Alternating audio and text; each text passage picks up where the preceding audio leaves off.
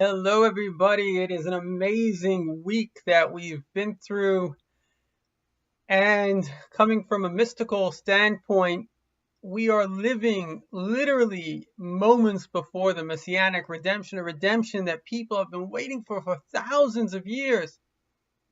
Let me tell you how I see it.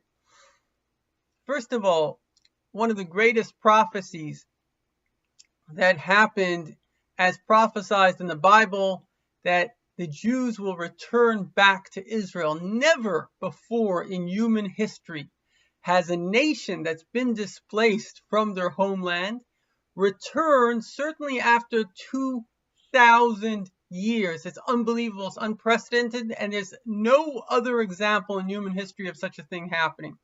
It is exactly what God predicted. And furthermore, one of the great ideas of the Messianic redemption, and in fact, I think this is the core of Judaism and the core of reality, is that many of us make a mistake. We think that we have to be the same. The reason for the creation of the world, as Rabbi Jacobson says from Kabbalah on the verse Shema Yisrael Adonai Eloheinu Adonai Echad, Hear, O Israel, the Lord is our God, the Lord is one. If God is one, then why did he make many? Because there's something greater in the many than the one. Now, obviously, what's greater is not, God forbid, division, hate, strife. That's worse. But what's greater is unity. And for there to be unity, there has to be separation. There has to be division. In other words, a man and a woman have such a great loving relationship precisely because they are a man and a woman. A man and a man, you have guy friends, but it's not as deep because the differences are not as deep, and therefore the unity is not as deep. And so therefore, ironically, the greater the differences, the greater the unity. And so therefore, God made 70 nations, and he chose the Jewish people. This is what it says, B'ni b'chor Yisrael, the Jewish people are my firstborn. In other words, just like the firstborn, it gets the brunt of their father's education, because he needs to be a role model to the rest of the children. So too, the Jewish people got the brunt of God's stick, if you want, as well as his Torah and his mitzvahs, in order that we should demonstrate that you could live in this world, but you could at the same time live a moral and an ethical life. And that is the mission of the Jewish people, which they have succeeded quite dramatically in bringing the idea of ethics, morality to the whole world. So, at the very end of time, there's a prophecy in Daniel that describes our time accurately. And one of the things it says is, Hisparu v'yislavnu. It will become clear which nations are good and which are evil. And the easiest way you can tell which nations are good and which nations are evil is by this UN vote, the vote on Jerusalem. Because what do you care if America moves an embassy to Jerusalem?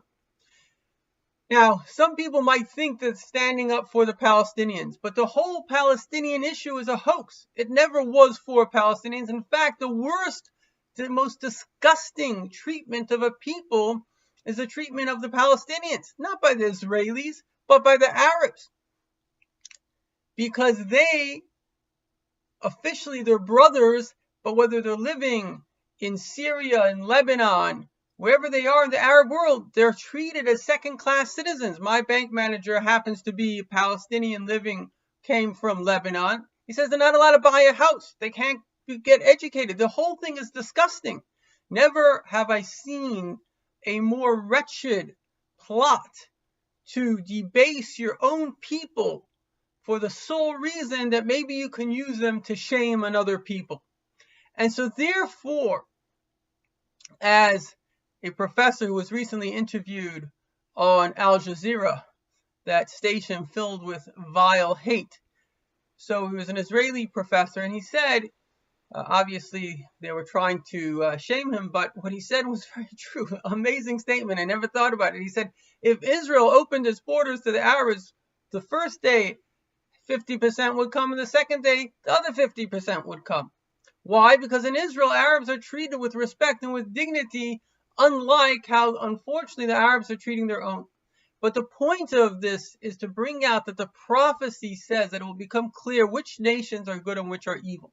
So those that support Jerusalem, those that support the Jews, really all they're supporting is what the Jews support. And what do the Jews support? Well, this is, as Einstein said, that the Germans couldn't be against the Jews for coming from a race. Officially, that was what they were against, and they murdered, including from my own family, so many people in such a brutal fashion.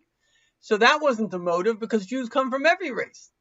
So the answer is they were against the fact that Jews, no matter who they are, they stand for social justice. They have a good heart. And unfortunately, often, and I don't blame Arabs, I don't blame anyone, but sometimes in life we're abused and we're vilified. So we create a false persona, but really we're broken and we're hurt. We're just pretending to be okay. And this is what's called narcissism. We create an ego which matches our pain. It's a little bit like when you have a cut on your hand, you'll have a scab. And the scab is much larger than the normal skin because it's protecting the sensitive underbelly which is exposed. And within this ego, we begin to think that we're the best and we cannot handle anybody else that shines, that is happy. It's a little bit like the wicked queen. In Snow White, she said, "Mirror, mirror on the wall, who's the fairest one of them all?" She couldn't handle anybody that might be better than her because in her mind, she had to be the best. And so this, in fact, is, if there are, and I do have some Arab friends that are listening, my heart goes out to the Arab people because, in fact, they're suffering from shame. And shame is not a good thing to have. I've had it, and I wouldn't wish it on my worst enemy. It's a terrible, terrible, terrible place to be. But ultimately, what we do is we cover it up by delusions of grandeur. And then we can't handle anybody else who's good because we feel, well, if I'm the best, then you're taking away from my status. I'm the best. You shouldn't be the best. There's a book that was written, it's called The Israel Test. It's written by a Gentile, and it's very, very simple but true premise. He calls it The Israel Test.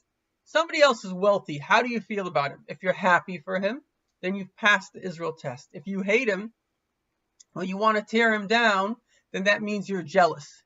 So jealousy is where you can't handle somebody else being better than you, and that's the only reason there's jealousy against the Jewish people. So in conclusion, we see very clearly which nations are basically pure, which nations or have been purified over time. They've become humble. They've become looking out for another person. They're not arrogant. And which nations, unfortunately, are delusional. They think that they should run the world. And so the bottom line is that soon the Messiah will actually be here. And these are the final moments. And a person should do as much goodness and kindness to hasten the arrival of the Messiah. And most importantly, when the Messiah comes, it will be the only currency.